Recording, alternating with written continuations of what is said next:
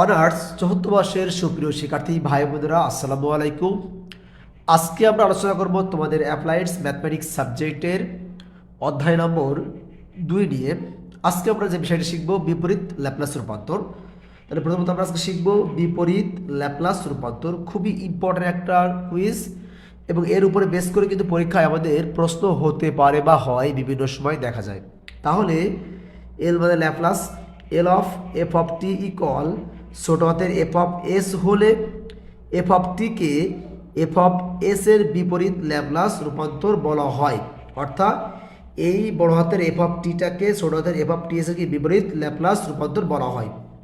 ইহা এল inverse F of কি বলতো F of S equal F of T দ্বারা সূচিত করা হয়। অর্থাৎ আমরা বিপরীত ল্যাপ্লাসটাকে যেটাকে বলি সেটাকে আমরা কি দ্বারা সূচিত করি? L inverse F of S equal F of T দ্বারা সূচিত করা হয়। এখানে এই যে এল ইনভার্সকে বিপরীত ল্যাপ্লাস রূপান্তর অপারেটর বলা হয়। আমরা এই বিষয়টা কিন্তু অবশ্যই মনে রাখবো, কারণ কি আমরা জানি এই এল দ্বারা কি বোঝায়? এল দ্বারা বোঝায় ল্যাপ্লাস, আর এল ইনভার্স হলে আমাদের কি বোঝাবে? এল ইনভার্স হলে আমাদেরকে বোঝাবে বিপরীত ল্যাপ্লাস রূপান্তর বা বিপরীত ল্যাপ্লাস রূপান্তর অপারেটর বলা হয়। এখানে আমরা কয়েকটা উদাহরণ দেখব যেগুলো আমাদের সূত্র হিসেবে কাজ করবে অঙ্কের মধ্যে। প্রথমত আমরা 1 নম্বরটা খেয়াল করি। এখানে দেওয়া রয়েছে যে এল কি ল্যাপ্লাস রূপান্তর T to the power N equal N factorial by S to the power N plus 1।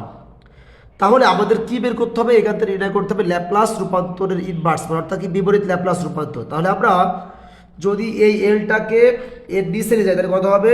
T to the power N equal N factorial by L S to the power N plus 1। আবার এলটাকে উপরে নিয়ে গেলে কি হয়ে যাবে? Inverse হয়ে যাবে। তাহলে সেই ইনভার্সটাই লিখে দিলাম এল ইনভার্স, এখানে যা ছিল তাই এই টি টু দি পাওয়ার এন রেখে দিলাম।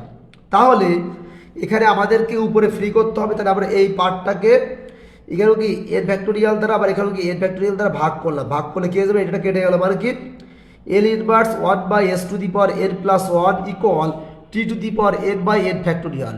এইটা কিন্তু আমাদের একটা সূত্র। এটা কি বললাম? সূত্র। মনে রাখবো এটা কি সূত্র নাম্বার 1। একটা আমরা শিখে গেলাম, এটা কি সূত্র নম্বর 1। স্টেপ বাই স্টেপ আমরা বিভিন্ন সূত্র মনে রাখার চেষ্টা করবো। আমরা একটু 2 নম্বর যাই।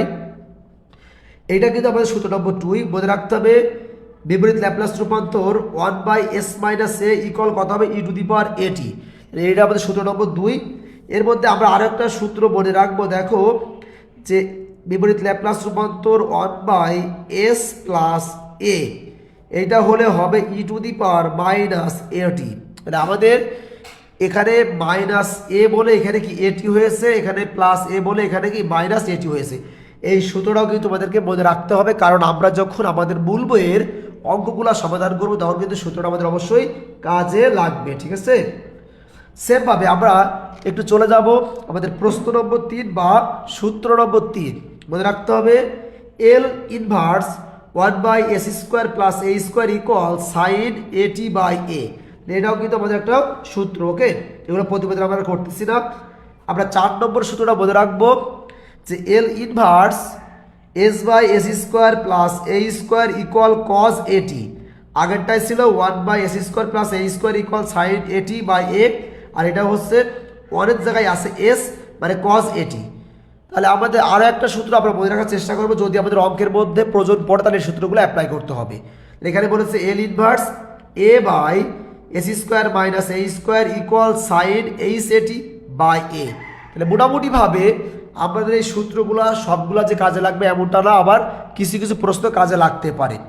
তাহলে এখন আমরা আমাদের মূল বইয়ের একটা প্রশ্নের সমাধান করব ইনশাআল্লাহ। আমরা মোটামুটিভাবে বিপরীত ল্যাপ্লাস রূপান্তর থেকে আমাদের বেসিক জিনিসটা আমরা বুঝলাম বা সূত্রগুলো আমরা জানলাম। এখন আমরা সমাধান করব আমাদের মূল বইয়ের উদাহরণ নম্বর 16 এর 2 নম্বর। আর আমরা কিছু হোমওয়ার্ক দিয়ে দেবো, পাশে লিখে দিলাম HW।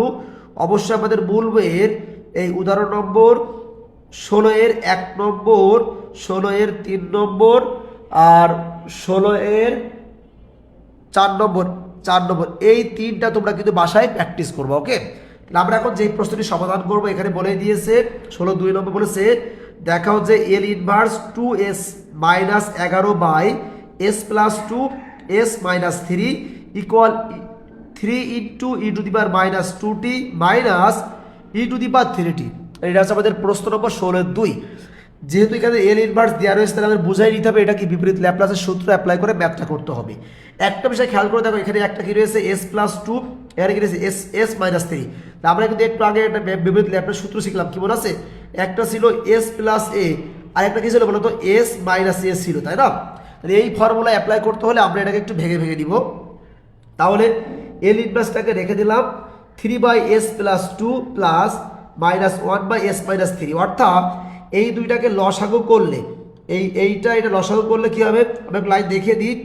লসাগু করলে হবে s+2 আর কত হবে s-3। তাহলে এই লসাগু করলে উপরে কত হবে? উপরে 3 থাকবে আর কত s-3 প্লাস বা মাইনাস যাই বলি না গেল মাইনাস কত হবে s+2। এই উপরের পার্টটা ক্যালকুলেশন করলে আমরা কি পেয়ে যাব? 2s-11টা পেয়ে যাব, ঠিক আছে? তাহলে এখন যেহেতু এই পার্টটা টোটাল পার্টটা আমাদের কি আগে রয়েছে ল্যাপ্লাস রূপান্তর রয়েছে, বিপরীত ল্যাপ্লাস রূপান্তর লিখতে পারি। এইটা লিখতে পারি কি বলতো, এখানে 3 আমরা রেখে দিলাম, সমস্যা নেই। তাহলে কত এল ইনভার্স 3/s+2 মাইনাস প্লাসে মাইনাস এল ইনভার্স 1/s-3। আমরা এখন জাস্ট এই 3টাকে যদি সামনে নিয়ে চলে আসি তাহলে আমাদের কি হবে? এল ইনভার্স কত বলো তো, এখানে কত হবে? এখানে মানে ফাইনালি কি হচ্ছে এল ইনভার্স 1/s+a। তাহলে আমরা একটু আগে শিখে আসলাম যে এল ইনভার্স কত 1/s+a সমান সমান সূত্র কি বলতো e⁻মাইনাস কত বলতো বলতে হবে কি at। তাহলে এখানে আমাদের 3 মানে 3 আর e⁻ কি এই a মানে কত? a মানে কত 2, তাহলে -2t। এই মাইনাস এই মাইনাস আর এটা কি শিখলাম যে ল্যাপ্লাস রূপান্তর 1/s+a সরি মাইনাস a হলে কি হবে পজিটিভ কত at। এখানে যেহেতু রয়েছে মাইনাস তাহলে সূত্র কোনটা অ্যাপ্লাই হবে? এই 2 নম্বর সূত্রটা কিন্তু অ্যাপ্লাই হবে। তাহলে কথা হবে না তো মাইনাস মানে মাইনাস আর কথা হবে তাহলে এটা গেলে কাটা, কিন্তু এটা কাটা, তাহলে e⁻3t এটাই কিন্তু প্রমাণিত। সবার বড় হয় তোমরা অঙ্কটা খুব ক্লিয়ারলি বুঝতে পেরেছো। বুঝতে পারলে আজকের এ পর্যন্তই, দেখা হবে পরবর্তী কোনো ক্লাসে। সকলকে আসসালামু আলাইকুম।